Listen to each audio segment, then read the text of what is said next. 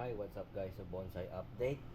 So, ito yung update natin after 2 months. So, 3 months na po tayo nag-aalaga ng bonsai.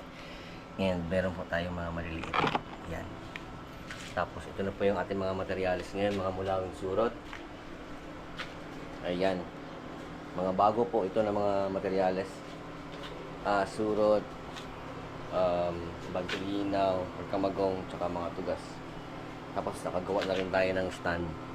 Tapos nandito na yung ating mga ibang mga tawag ito, mga materials. Ito yung mga sa unang video ko, yung para mga stick lang. So sobrang healthy nila nandito. At meron din tayong mga bagong mga epektos rin mga tol.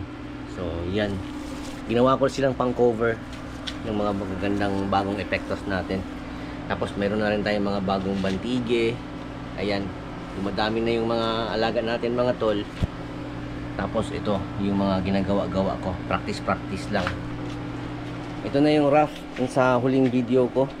So, lumaki na talaga siya. Naging gubat to mga tol. As in, sobrang gubat nito. Pero, clip and grow lang tayo. Tapos, nag-try din ako mag-bonsai ng nyog. Bagong gawa lang yan kahapon. So, ito na yung ating mga pantulinaw. Wala pa rin talagang dahon. So, magto 2 months na sila dito sa atin. Wala pa rin dahon. Yun ang update natin dito. Tapos may mga sampalok dito. So nilagyan ko lang ng sampalok yung mga gilid nila para at least may purpose yung size ng kanilang training pot. Kasi hindi pa ako marunong magtanim dati nung tinanim ko to. So syempre beginner pa tayo. Ayan. Tapos ito na yung ating mga update. Marami-rami tayong halaman. Ito na yung isa sa mga paborito nating halaman. Malaki na rin. Mga mulberry cuttings. Ayan. Mga sampalok. Tapos meron rin pa tayong mga malalaking mga hibiscus galing ng Manila yan. Ito mga banyan,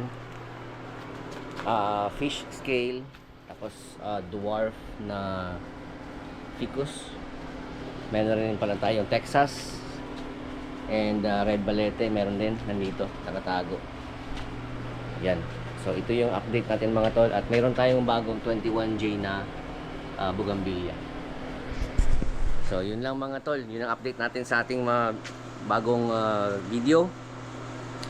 Marami-rami tayong halaman and alhamdulillah tumubo sila ng mabuti. And meron na rin tayong mga parokyano na bumibili ng ating mga bonsai. So may mga bumili na sa atin ng bonsai. So yun ang update natin. 3 months pa lang tayo sa ating hobby. Yeah boy.